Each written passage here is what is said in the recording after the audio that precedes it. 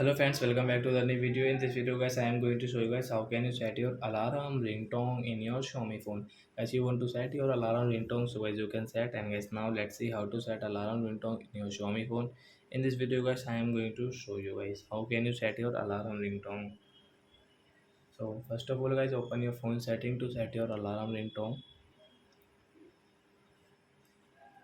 Then guys, scroll it and guys you can see sound and vibration. So guys, tap here to click on guys alarm ringtone. So as you can see there are many types of alarm ringtone guys, and guys you want more ringtone, so guys tap here. So you can see your alarm ringtone.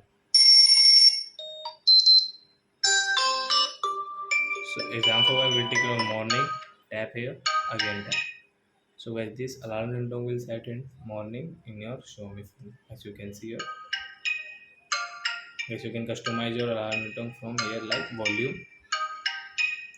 So I hope friends you have understood how to set alarm ringtone in our Xiaomi phone. So that's it guys, thanks for watching. So guys now we will meet on guys next video with new topic. Before going guys, please go and like and subscribe my channel. Bye bye.